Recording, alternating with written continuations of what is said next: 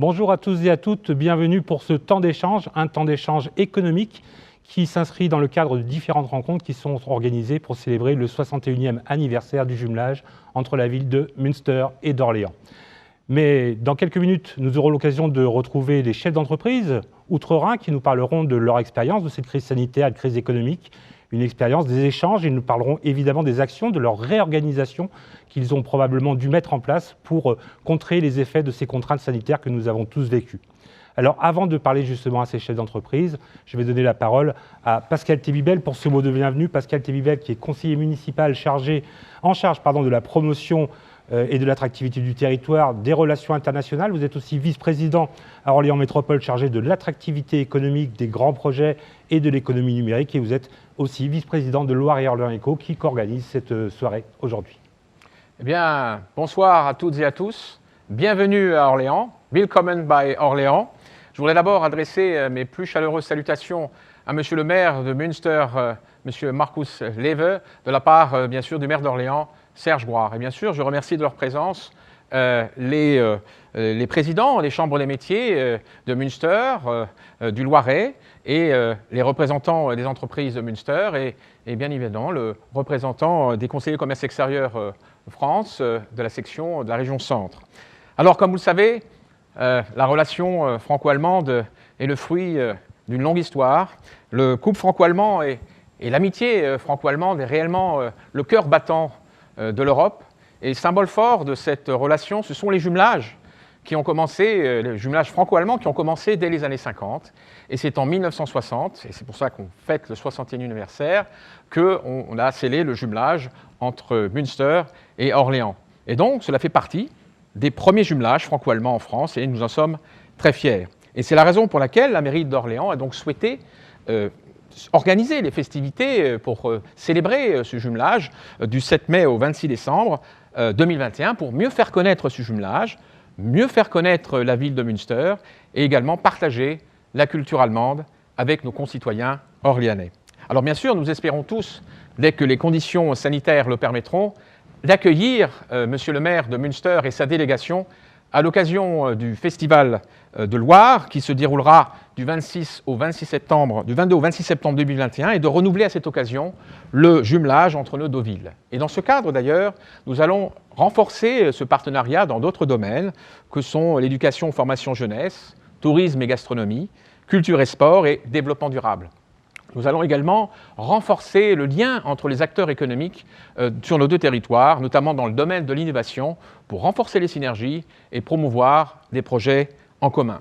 C'est pourquoi la mairie d'Orléans a souhaité organiser ce soir cette conférence, ce premier événement économique dans le cadre de ces festivités dédiées au jumelage.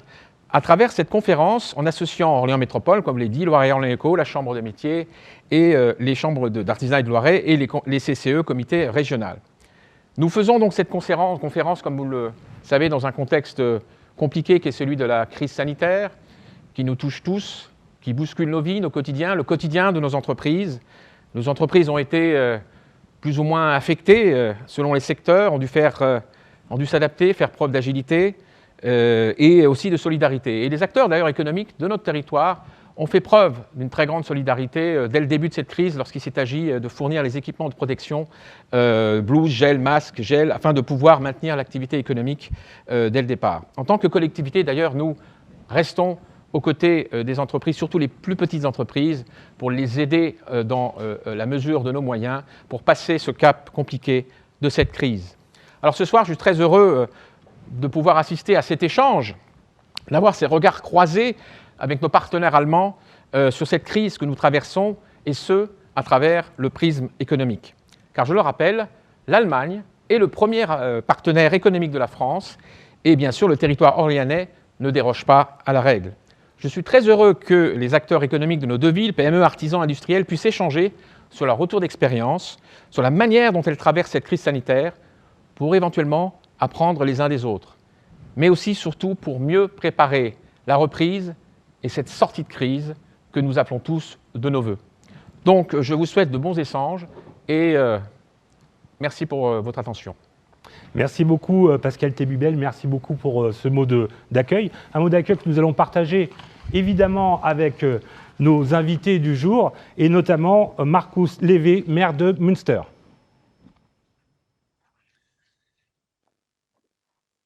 Merci, Monsieur Thébibel. Chez Monsieur Thébibel, chez Monsieur Gauthier, chez Monsieur Blanchet, Monsieur Hadef. Je suis ravi que nous nous réunissions ici pour cette conférence. Cela prouve l'amitié entre Orléans et Münster. Vielen Dank für die gute Idee und es erfüllt mich mit Stolz, dass ich gemeinsam mit dem Präsidenten unserer Handwerkskammer, Herrn Hund, und auch dem Geschäftsführer der Cevotec GmbH, Herrn Mehrheim, sowie dem Leiter der Marketing- und Kommunikationsabteilung der Hengst Group, Christoph Schinks, hier zusammenkommen kann. Wir gemeinsam haben seit über 60 Jahren nicht nur eine intensive Städtepartnerschaft, die eigentlich schon zelebriert werden sollen in Frankreich, in Münster, das holen wir nach, aber wir haben vor allen Dingen auch eine enge Verbindung zwischen der örtlichen Wirtschaft in Orléans und in Münster.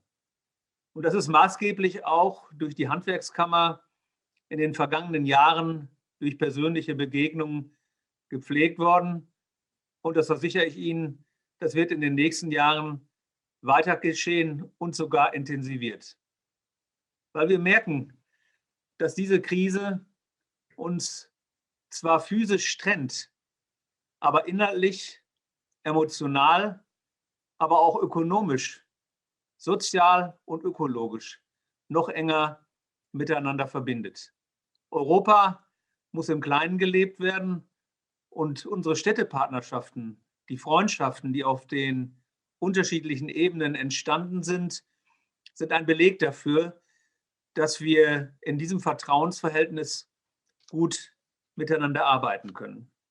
Ich freue mich, Monsieur Thébibel, dass der Maire von Orléans uns sehr zugewandt ist. Wir kommunizieren häufig miteinander und ich nehme bei ihm ein sehr großes Interesse an unserer Freundschaft wahr. Umso mehr hungert und dürstet es uns danach, uns wirklich auch persönlich zu begegnen und auf diese Freundschaft auch nochmal in aller Freude anzustoßen. Wir haben aber auch erlebt, dass die Herausforderungen von Covid-19 vor Ort gelöst werden müssen. Und dass auch die beiden Firmen, die heute aus Münster mit dabei sind, belegt und bewiesen haben, dass sie sehr, sehr flexibel reagiert haben und Maßnahmen getroffen haben, wie Krisenbewältigung stattfinden kann. Sie werden sicherlich gleich davon etwas hören. Im Moment ist es so, dass wir in Deutschland zurückgehende Inzidenzwerte haben. Die liegen in Deutschland ungefähr bei 136, in Münster selber im 70er-Bereich. Ich hoffe, dass sie weiter sinken werden, denn wir werden auch in den nächsten Wochen hoffentlich zu weiteren Öffnungen kommen und werden einige Modellversuche starten, unter anderem mit der Öffnung der Außengastronomie, aber auch mit Kultureinrichtungen, die wir mit einem entsprechenden Hygienekonzept unterziehen. Wir haben den Bürgerinnen und Bürgern überall in der Stadt in über 200 Zentren die Möglichkeit angeboten, sich jederzeit und kostenlos auf Covid-19 testen zu lassen. Wahrscheinlich werden in der nächsten Woche die Hälfte unserer Bürgerinnen und Bürger geimpft sein. Zumindest werden sie den Erstimpfstoff bekommen haben. Und wir werden natürlich uns auch sehr intensiv mit der Frage auseinandersetzen der Krisenresilienz. Also wie können wir eigentlich in Zukunft solchen Krisen besser gewappnet sein? Auch da, glaube ich, werden unsere beiden Städte sicherlich viele Erfahrungen miteinander austauschen können. Beispiele für die Dynamik und die Flexibilität unserer Wirtschaft werden Ihnen gleich unmittelbar dargestellt. Aber es gibt auch andere Beispiele von Unternehmen aus Münster, die heute nicht an dieser Konferenz teilnehmen. Es gibt die große Chemiefabrik BASF, die in Ludwigshafen ihren Hauptsitz haben und das zweitgrößte Werk in unserer Stadt Münster haben. BASF hat unmittelbar nach Eintreten der Pandemie kostenlos in hohem Maße Desinfektionsmittel produziert und zur Verfügung gestellt. Es haben Fahrradlieferservices wie die Laitzen Heroes Patiententransporte mit Corona-konformen Bedingungen vorgenommen und Beteiligungen an Impftaxen vorgenommen. Es sind Streaming-Studios eingerichtet worden. Es sind Online-Portale für den Einzelhandel eingerichtet worden, sodass hier ein hohes Maß an Aktivität erkennbar gewesen ist. Die Stimmung im Land ist so, dass natürlich viele sich danach sehnen, dass es mehr Freiheiten gibt. Allerdings ist die wirtschaftliche Lage für die meisten der Menschen noch vertretbar. Es gibt einige Gruppen, die sind sehr negativ betroffen, aber die meisten Jobs konnten bis jetzt gesichert werden, auch Insolvenzen verhindert werden. Es gibt Überbrückungshilfen, Kurzarbeit und an der einen oder anderen Stelle haben wir als Stadt Mietverzicht vorgenommen, wenn wir Vermieter von Einzelhandelsflächen waren, haben Gewerbesteuer gestundet, Kita-Beiträge erlassen und so weiter. Ich bin gespannt, was ihr in Orléans für Maßnahmen trefft. Vielen Dank nochmal an euch und beste Grüße nach Orléans. Merci beaucoup Marcus Lévé pour ces premiers mots. Voilà, nous sommes maintenant rentrés dans le contexte de ce jumelage entre la ville de Münster et Orléans. Nous allons maintenant faire un zoom véritablement sur l'économie et dans un premier temps, avant d'attaquer la phase industrie et services, nous allons nous intéresser aux artisans, évidemment dans le Loiret, mais également outre-Rhin, pour savoir comment ils ont vécu cette période très difficile. Et pour évoquer ces artisans loiretains notamment, je vais céder la parole à Gérard Gauthier, président de la Chambre des métiers et de l'artisanat du Loiret. Merci. Tout d'abord, je remercie et je souhaite le bonjour à monsieur le maire de Münster et à mon collègue président de la Chambre de métiers, Hans, je t'appellerai par ton prénom parce qu'on se connaît très très bien. On s'est vu 6 ou 7 fois. Je remercie évidemment Pascal Tébibel qui représente monsieur le maire d'Orléans et monsieur Sébastien Blanche, donc le président du comité Centre-Val de Loire des conseillers du commerce extérieur. Alors nous avons vécu bien évidemment depuis 1 an une crise sanitaire, une crise maintenant économique, une crise financière et bien évidemment une crise qui va certainement malheureusement se dérouler avec une crise sociale, voire sociétale.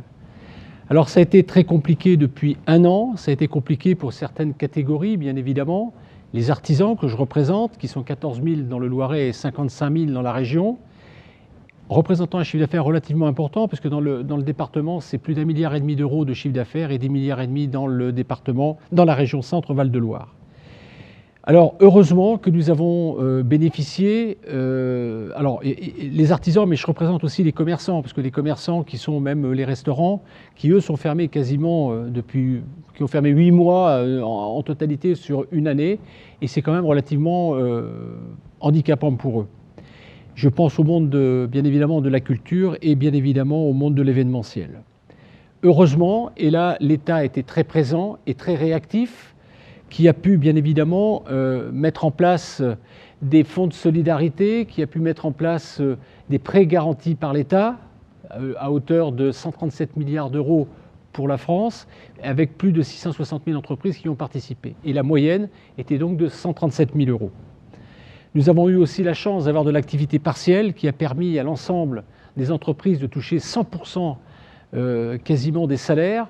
Alors les salariés, eux, ont été un petit peu pénalisés quand même, puisqu'ils ont touché 16% de moins, soit 84% ou 70% du salaire brut.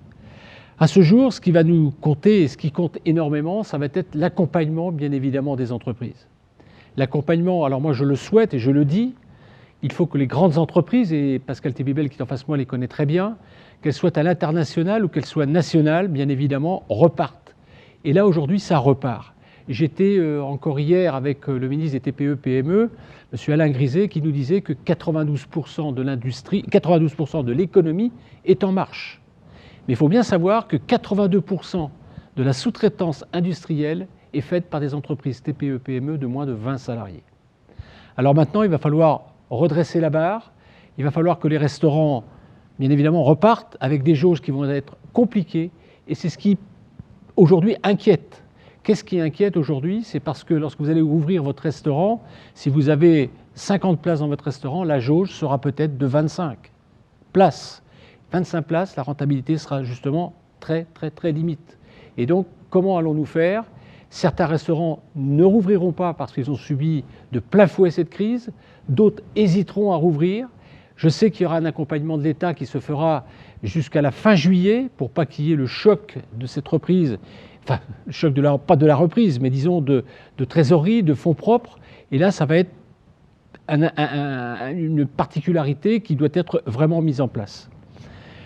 Je dirais que l'artisanat, avec un grand A, et mon collègue de Hans tout à l'heure pourra peut-être me le confirmer, l'artisanat aujourd'hui se porte pas trop mal.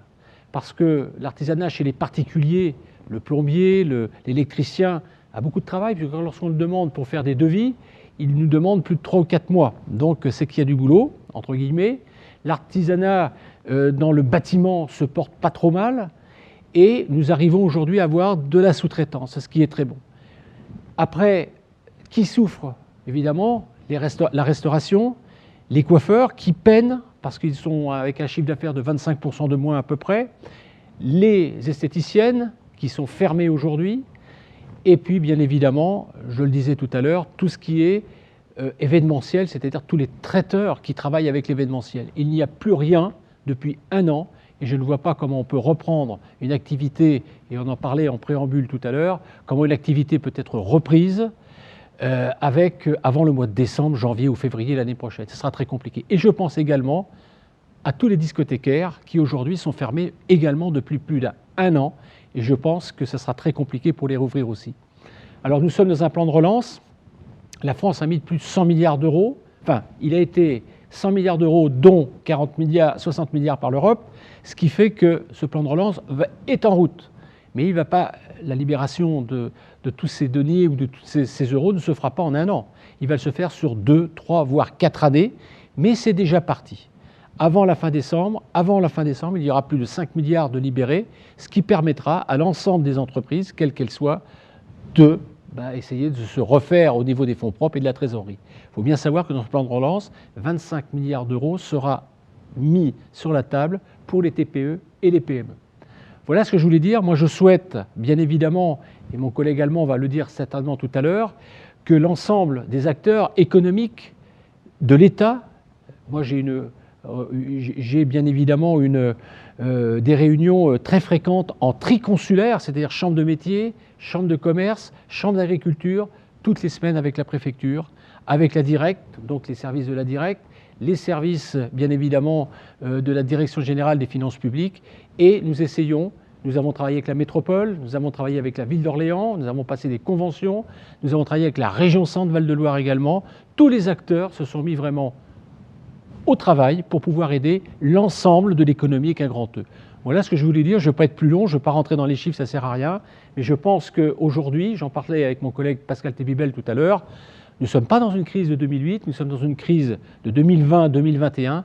Et je pense, et on pense tous les deux, bien évidemment, que cette crise, on pourra repartir beaucoup plus vite que celle de 2008. C'est un souhait, bien évidemment, et tout dépendra de ce malheureux virus qui nous fait beaucoup de dégâts. Et je rends hommage d'ailleurs à tout le monde qui a vraiment travaillé et œuvré pour justement lutter contre cette crise sanitaire. Voilà ce que j'avais à dire. Merci Gérard Gauthier, on l'aura compris. Relance, accompagnement, solidarité, des mots que l'on retrouvera peut-être dans la bouche du président de la Chambre des métiers à Münster, qui nous attend évidemment dans sa ville. Et donc la parole est à Hans Hund, président de la Chambre des métiers de Münster. Also ich fange nochmal neu an. Also, vielen Dank für die Überleitung. Sehr geehrter Herr Oberbürgermeister Markus Lewe, sehr geehrter Herr Thierviel, sehr geehrter Präsident Gérard Gauthier, sehr geehrte Damen und Herren. Vielen Dank für die Einladung zu der heutigen Wirtschaftskonferenz. Schön, dass Sie alle dabei sind und wir uns gesund und munter sehen können, zusammen sein können, wenn auch nur virtuell. Corona war und ist das allbeherrschende Thema. Doch das vergangene Jahr allein aus dem Blickwinkel von Corona zu betrachten, wie sich das Handwerk Corona gestellt hat, ergäbe aus meiner Sicht kein vollständiges Bild. So meine ich, hinter dem uns liegenden Jahr versteckt sich weit mehr als reine Pandemiebewältigung. Da hat sich nur deutlich als sonst der ganze Mut, die ganze Geschicklichkeit, die große Innovationskraft, der umfassende Gemeinsinn und der große Stolz gezeigt, den Handwerkerinnen und Handwerker besitzen. Wir haben auch gesehen, wie begeistert, wie engagiert sie trotz schwieriger Umstände an der Ausbildung junger Menschen dran geblieben sind und welches Potenzial im Handwerk für eine gute Zukunft steckt, insbesondere im Bereich der Digitalisierung. Soweit das vorweg. Das macht uns Mut, aber auch ein Stück weit stolz. Lassen Sie mich nun einmal konkret werden und einige wesentliche Eckpunkte zur Lage im Handwerk seit Beginn der Pandemie ausführen. Zunächst stellt sich die Situation des Handwerks seit März 2020 nach Branchen ganz unterschiedlich dar. Und ich denke, lieber Gerard, das hast du gerade aber auch so dargestellt. Mit Beginn der Pandemie haben wir kontinuierlich beobachtet, wie es den Betrieben im Handwerk des Kammerbezirks geht. Schnell wurde aber auch deutlich, dass die Betroffenheit der Betriebe relativ unterschiedlich ausfällt. Mit dem sogenannten Corona-Effektindex, also der Handwerkskammer Münster, messen wir monatlich, in welchem Ausmaß die Betriebe betroffen sind, in welchem Ausmaß die heimischen Betriebe stark oder weniger stark beeinträchtigt sind. Am meisten unter der Pandemie leiden nach wie vor die personenbezogenen Dienstleistungsgewerbe im Handwerk, wie Friseure, Kosmetiker, Fotografen, die auf die direkten Endkunden, die am Kunden arbeiten und den Endkundenkontakt angewiesen sind. Besonders deutlich wurde diese Betroffenheit Anfang 2021, während 4.200 Friseur- und Kosmetikbetriebe im Kammerbezirk seit Wochen im Volllockdown waren und teils hart um ihre Existenz rangen, merkten 42% der Befragten kein oder nur ein geringes Nachlassen der Kundennachfrage durch Corona. Neben den eben genannten Betrieben sind es vor allem das Kfz-Gewerbe, Kraftfahrzeuggewerbe und die Anbieter für den gewerblichen Bedarf, die Nahrungsmittelgewerbe, die Gesundheitsgewerbe, die in Sachen Betroffenheit dann in der Folge danach stehen. Aktuell sind es 7%, die aber Personal abbauen mussten. Von Kurzarbeit betroffen sind aktuell 16% der Unternehmen. Das sind aber allerdings schon wieder 6% weniger als im März. Neben den aktuellen Folgen der erneuten Lockdown-Maßnahmen leidet das Handwerk derzeit auch unter gestörten Lieferketten. Und ich will sagen, das ist vielleicht ein neuer Aspekt, der hinzukommt. Auch Branchen, in denen es eigentlich gut läuft und auch in der öffentlichen Diskussion das so wahrgenommen wird und gut laufen könnte, berichten uns vom Materialengpässen, von steigenden Rohstoffkosten, von Störungen im Projektmanagement und bei der Auftragsabwicklung, die sich aus der fehlenden Materialbeschaffung eben ergeben. Handwerk ist zwar auf den ersten Blick sehr binnenmarktorientiert, aber in der Wirtschaft hängt eben alles mit allem zusammen. Auch das Handwerk ist auf reibungslose Lieferketten, resiliente Industrieproduktion und freien Handel angewiesen. Ich denke, man darf das ruhig sagen, da sitzen wir alle in einem Boot. Ich meine, wenn es um die Situation und die Zukunft der Betriebe geht, ist es auch wichtig, das Thema Nachwuchsfachkräftesicherung zu erwähnen. Das vergangene Jahr haben wir die Ausbildungszahlen mit großer Sorge verfolgt. Alle Azubis, die wir heute nicht ausbilden, fehlen uns in 3 Jahren als Fachkräfte. Für uns ist es wichtig, den Kontakt mit den Schulen zu halten. Das ist aufgrund von Wechsel- und Distanzunterricht leider weiterhin sehr, sehr schwierig. Zweitens komme ich zu der Vorstellung der wichtigsten Maßnahmen unserer Kammer und der Handwerker selbst. Die Angebote an finanziellen Unterstützung für Betriebe sind vielfältig. Soforthilfe, Überbrückungshilfen, aber auch Kurzarbeitergeld. Die von der Regierung, der Bundesregierung angebotene Unterstützung wirft bei den Betrieben oftmals Fragen auf. Die Handwerkskammer hat deshalb seit Beginn der Pandemie eine umfangreiche Übersicht mit Internetadressen zusammengestellt, die sich über Handwerksunternehmen, über alle relevanten Themen und finanziellen Hilfsangeboten bezüglich der Coronavirus informieren können. Darüber hinaus gibt es eine Telefonhotline. Hier werden die Unternehmen zu eben diesen Fragen durch unsere Betriebsberatung bei den Kammern unterstützt. Ich denke, das ist eine ganz wichtige Funktion. Schließlich möchte ich die aufgetretenen Schwierigkeiten und Innovationspunkte sowie Maßnahmen zur Überwindung dieser Schwierigkeiten ergriffen wurden, hier einmal vortragen.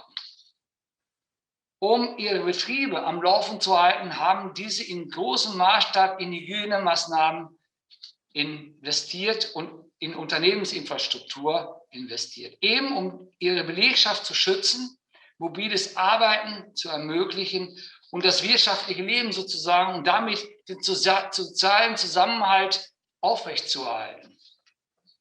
Einige Handwerksbetriebe im Kammerbezirk Münster bieten Produkte an, die dazu beitragen können, das Infektionsrisiko zu mindern. Beispielsweise haben wir in der ersten Phase, hat das Schneiderhandwerk Masken gerade zu Beginn der Pandemie, Alltagsmasken hergestellt und die Tischler zum Beispiel Spuckschutz und vieles mehr.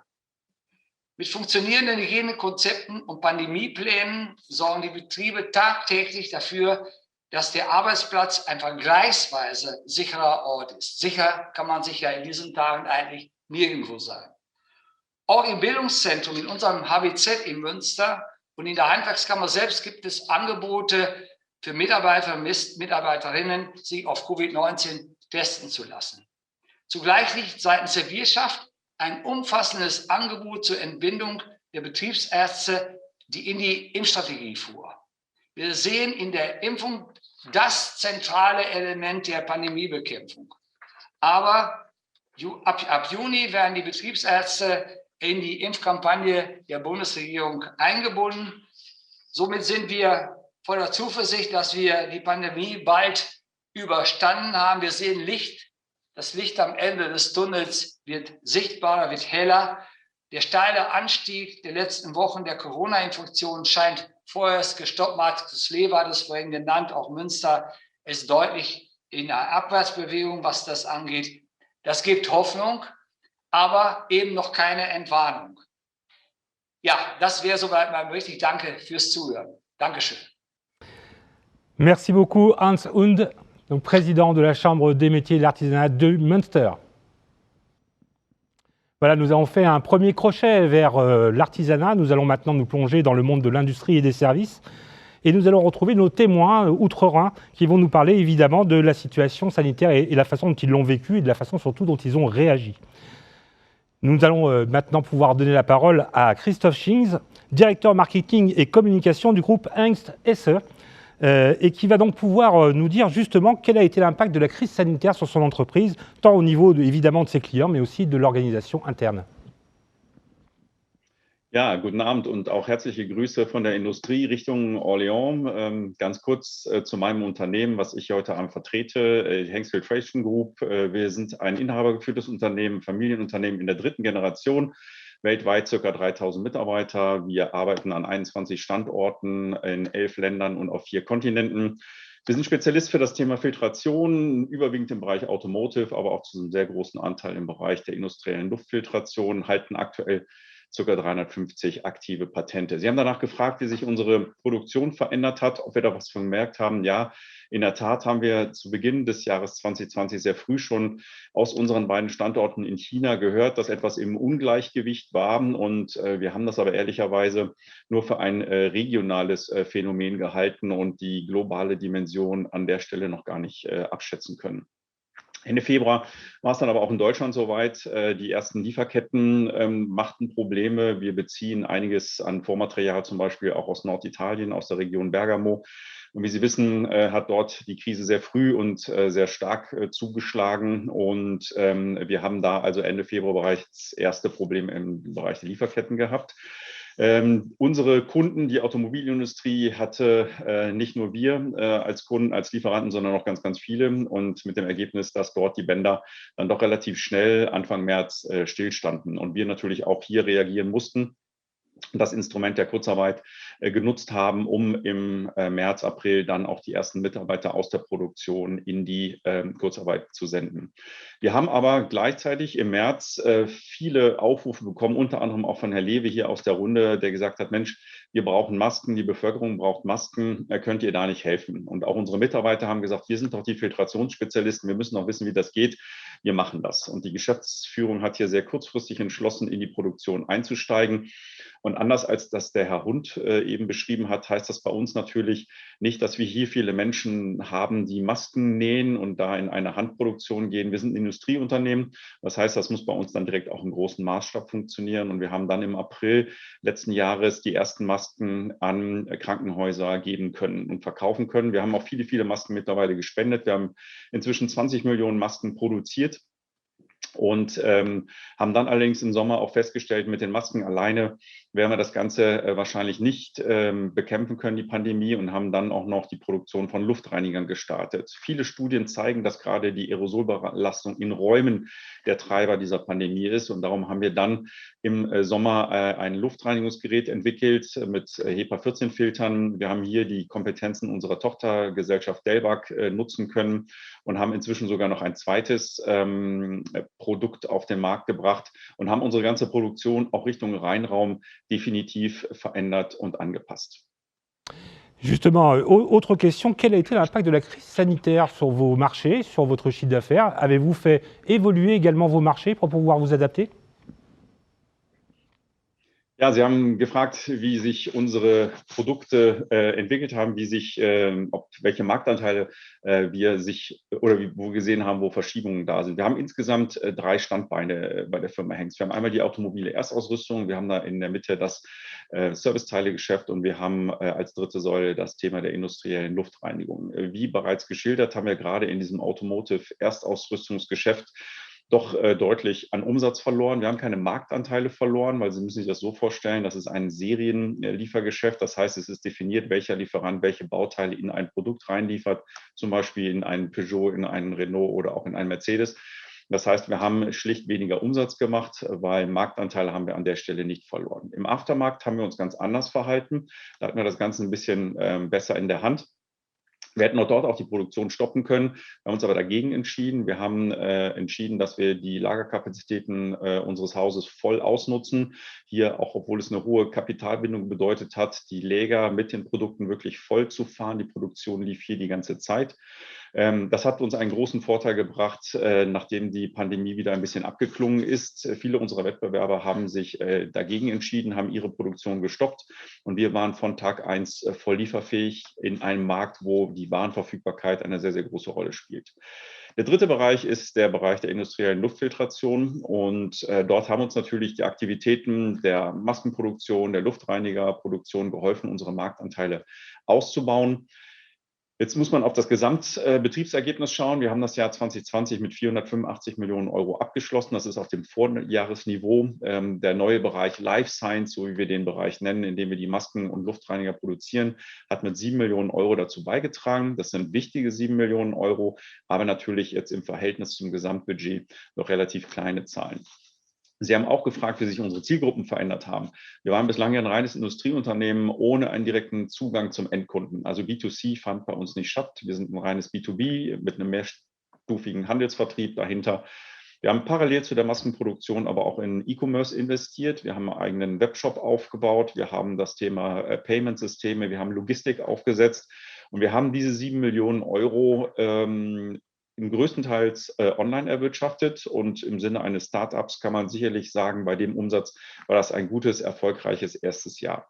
Wir haben aber auch an einer ganz anderen Stelle profitiert. Wir haben einen wertvollen Beitrag zur Bekämpfung dieser Pandemie geleistet und das bekommen wir positiv zurückgespiegelt von der Stadtgesellschaft, von unseren Kunden, aber auch von unseren Mitarbeitern, die natürlich durch diese Maskenproduktion etwas sehr Sinnhaftes getan haben und mit großem Stolz dann auch in ihre Familien zurückgekehrt haben. Sie haben auch nach neuen Kunden und Zielgruppen gefragt. Ja, wir haben jetzt eine Reinraumproduktion aufgebaut, die uns auch in die Lage versetzt, andere Anfragen aus der Medizinprodukteindustrie zu beantworten. Wir sind jetzt dabei, zum Beispiel Filter für Beatmungsgeräte für medizinische Zwecke herzustellen. Also in Summe sind wir mit einem leicht blauen Auge durch diese Krise gekommen. Wir sind sehr gut in das neue Jahr gestartet, sind zuversichtlich, dass wir so wie geplant bei ungefähr 550 Millionen Euro landen werden Ende des Jahres. Und das hat sicherlich im Frühjahr 2020 keiner so erwartet. Vielen Dank.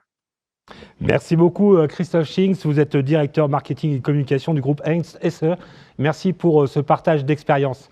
Nous allons donner la parole à un autre chef d'entreprise allemand, Jan Merheim, qui est lui directeur général de l'entreprise Servotech GmbH & Co. Et la première question, elle est similaire à celle de votre collègue, c'est quel a été l'impact de la crise sanitaire sur votre organisation et sur l'organisation interne de votre entreprise? Ja, jetzt kommen wir von einem Industriebetrieb in Münster zu einem Handwerksbetrieb. Das ist natürlich eine andere Liga. Wir haben knapp 15 Mitarbeiter und sind seit 15 Jahren jetzt in Münster am Markt. Wir sind ein Familienbetrieb, ein Handwerksbetrieb aus dem Metallbau und wir haben uns auf die Produktion von Fahrradgaragen spezialisiert. Das ist ein Markt natürlich, der aufgrund der Entwicklung in der Infrastruktur, was das Verkehrsverhalten angeht, ein wachsender Markt darstellt. Wir machen so Überdachung von Rädern und das in Deutschland, Österreich und der Schweiz haben auch vereinzelt schon Fahrradgaragen in Frankreich ausgeliefert. Ja, wie gesagt, wir kommen aus dem Handwerk und sind daher ganz anders aufgestellt, auch was eine Krise angeht. In der Krise war es so, dass wir in den ersten Wochen im März natürlich deutlich gespürt haben, dass wir Auftragsrückgänge hatten. Das lag unter anderem natürlich darin, dass wir einen hohen Privatkundenanteil haben und diese Privatkunden natürlich aufgrund der Corona-Pandemie erstmal in eine Schockstarre, was das Konsumverhalten angeht, eingetreten sind. Dazu kommt, dass halt viele Firmen, wir hatten vorher auch namhafte Automobilhersteller als Kunden, die halt verstärkt ihre Mitarbeiter aufs Fahrrad gesetzt haben und Großindustrieunternehmen haben halt auch diese Projekte, was die Mobilität von Mitarbeitern angeht, erstmal gestoppt mit Eintritt der Pandemie. Da kamen wir relativ früh im Februar, März auf die Idee, Schutzscheiben herzustellen. Das heißt, wir haben aus dem Material der Fahrradgaragen, das ist ein Polycarbonatkunststoff, entsprechende Schutzscheiben gefertigt und die dann auch vertrieben. So haben wir dann relativ früh und schnell auch die bis dahin drohende Absatzflaute im Bereich der Fahrradüberdachung kompensiert. Aber grundsätzlich muss man dazu sagen, dass natürlich die aktuellen Mobilitätstrends, sprich das Fahrrad, was ja hoffentlich in Frankreich auch der Fall ist, das Ganze etwas einfacher gestaltet, was die Absatzmärkte angeht und somit wir auch im Bereich der Fahrradgaragen inzwischen wieder auf einem guten Niveau sind. Est-ce que vous avez également rencontré des problèmes par rapport à vos approvisionnements en matières premières ou est-ce que les produits que vous avez fait émerger continueront après la Pandemie? Der Einfluss der Krise auf die Produktion war natürlich, wie gerade schon geschildert, erstmal vorhanden. Das lag mehrfach auch natürlich auch daran, dass wir mit dem Hauptprodukt erstmal in Rückstand geraten sind. Jedoch aufgrund dessen, dass wir halt dieselben Materialien verwenden konnten für die Schutzscheiben wie auch schon für die Fahrradgaragen, haben wir da relativ schnell Fuß fassen können und mussten auch keine Maschinen groß umrüsten, da wir entsprechend diese Materialien vorrätig hatten und auch verarbeiten konnten. Merci Yann Merheim. Donc, vous êtes directeur général de l'entreprise Servotech GmbH & Co. Merci pour votre témoignage. Alors, on va revenir maintenant sur le territoire français pour évoquer également les problématiques liées évidemment à cette crise sanitaire. Et nous allons accueillir Sébastien Blanche qui vient avec 2 casquettes. Et c'est d'abord en tant que directeur général adjoint de l'entreprise Maquet Getinge que je vous accueille pour que vous nous parliez justement de votre propre expérience Covid avec ses contraintes sanitaires et ses difficultés économiques. Très bien, merci beaucoup. Je suis très heureux d'être parmi vous ce soir et un grand merci pour cette invitation. La coopération franco-allemande est un trésor véritablement qu'il nous faut préserver, faire fructifier chaque jour et le jumelage entre Orléans et Münster y contribue. Donc bravo et merci. Concernant l'entreprise Maquet SAS, alors je ne suis pas le directeur général adjoint, mais j'occupe un poste différent et je remercie le directeur général de la société Maquet SAS qui m'a aidé à préparer ces informations. La société Maquet SAS fait partie du groupe Getinge, qui compte 11 000 personnes dans le monde, qui a réalisé l'année dernière un chiffre d'affaires exceptionnel de 3 milliards d'euros et qui conçoit, fabrique et distribue des équipements médicaux, dont les précieux ventilateurs dont on a tous entendu parler l'année dernière. Donc, la société Maquet SAS ici à Orléans conçoit et fabrique des éclairages de blocs opératoires qui sont vendus partout dans le monde. Et c'est de cette entreprise dont je vais vous dire un mot tout de suite. La pandémie du Covid a commencé à affecter l'activité de notre entreprise au début du 2e trimestre 2020. Et je crois, comme beaucoup d'entreprises, nous avons été pris par surprise. Et donc 2 priorités nous ont animés. Préserver la santé de nos salariés, priorité numéro 1.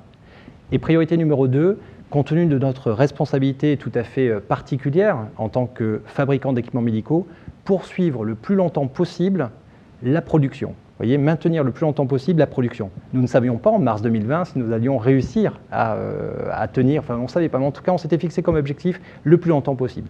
Et donc nous avons pris à la fois des mesures défensives et des mesures offensives. Concernant les mesures défensives, afin de maintenir l'activité et de compenser la baisse du chiffre d'affaires de l'entreprise, 20-25% de baisse, c'est tout à fait significatif, eh bien, sur le plan sanitaire, nous avons mis en place le travail à domicile de tous les salariés n'ayant pas d'activité sur le site. La totalité des personnes éligibles au travail à domicile étaient déjà équipées ou se sont vues attribuer un ordinateur portable. Nous avons fermé le restaurant d'entreprise pendant le premier confinement de mars à mai 2020, puis ouverture avec mise en place de mesures sanitaires très strictes. Interdiction des visites, même internes, en production, afin d'éviter un cluster dans cette partie de l'entreprise non éligible au travail à domicile. Distribution de masques à l'ensemble du personnel. Mise en place d'un comité hebdomadaire entre ressources humaines, direction et élus du personnel, avec qui nous avons travaillé main dans la main, afin de suivre l'évolution de la situation et de prendre les décisions au fil des nouvelles mesures nationales. Sur le plan de l'activité, afin de compenser donc la baisse du chiffre d'affaires que j'évoquais, les décisions suivantes ont été prises. Non-remplacement des départs en retraite, pas d'embauche d'intérimaires pour compenser les congés de Pâques et d'été, pas d'embauche d'intérimaires pour les commandes de fin d'année, souvent plus importantes dans le milieu médical. Vous évoquiez les approvisionnements, nous avons mis en place un comité d'achat mondial afin de surveiller la capacité de nos fournisseurs à livrer. Nous avons également dialogué avec les principaux fournisseurs français afin d'éviter des problèmes de trésorerie chez ces derniers, en raison d'éventuelles commandes annulées. Voilà pour les mesures défensives. Mais là où je crois que l'approche est peut-être un peu différenciante, c'est qu'on a également pris des mesures offensives. Au plus fort de la crise, nous avons décidé d'investir.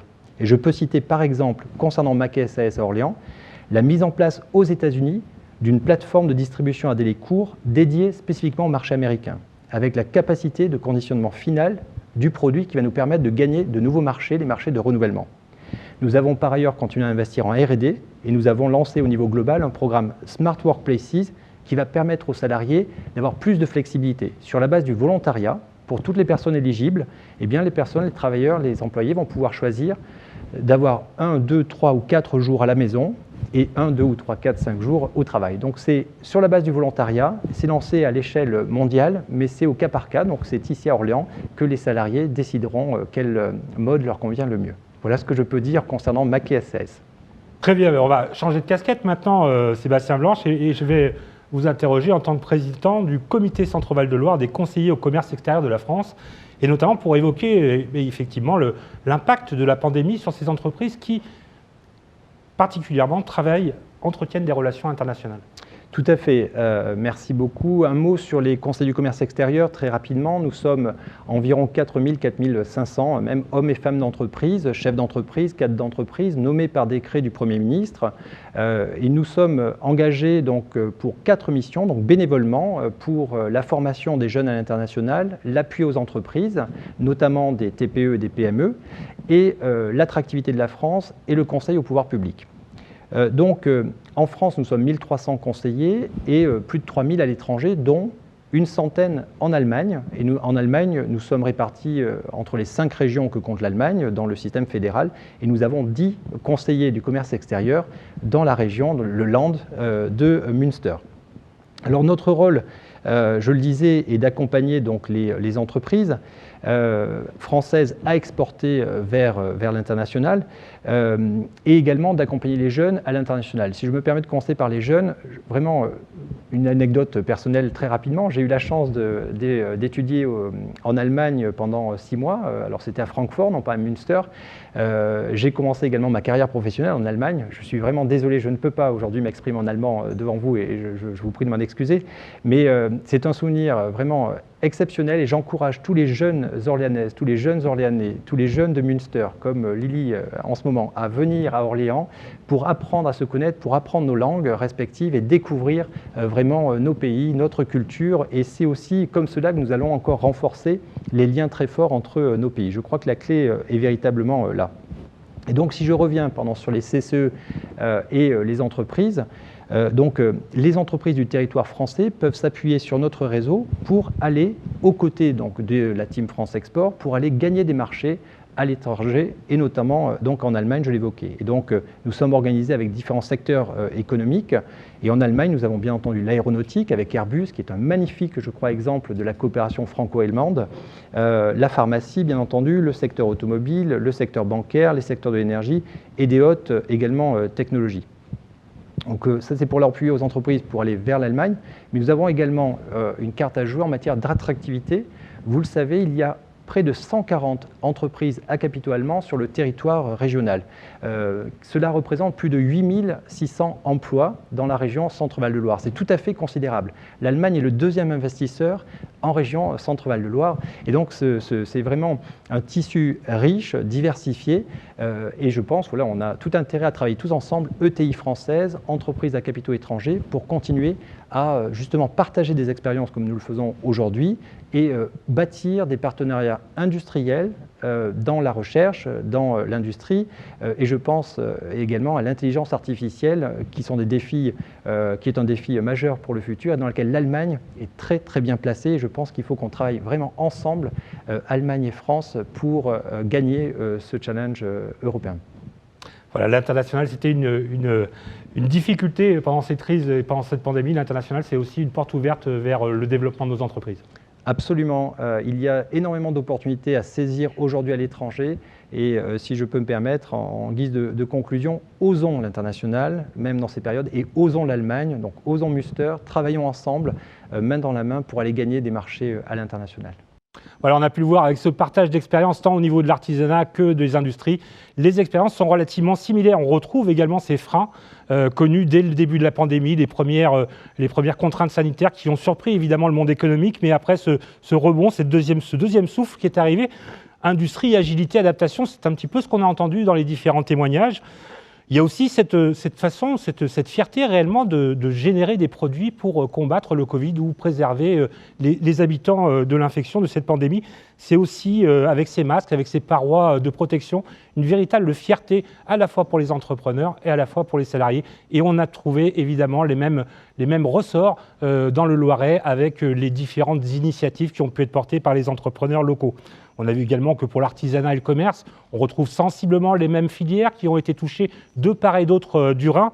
Et puis peut-être cette difficulté de distribution un petit peu plus conséquente côté allemand que nous n'avons peut-être pas connue côté français. Alors cette mobilisation des industriels pour ces produits de protection, on l'a vécu en France. Pour la plupart, les productions vont s'arrêter ou vont peut-être perdurer avec, pour certains, des contrats d'État. C'est un petit peu la synthèse de ce que nous avons entendu ce soir et qui, je l'espère, vous avez vous ont ouvert peut-être l'esprit sur certaines réalités. En tout cas, ce partage d'expérience entre l'Allemagne et la France, entre Münster et Orléans, était effectivement un temps important. Voilà, nous sommes maintenant arrivés à la conclusion de ce premier rendez-vous du jumelage, cette célébration du 61e anniversaire du jumelage entre Münster et Orléans. Et vous retrouverez un certain nombre d'autres rendez-vous liés évidemment aux festivités de ce jumelage.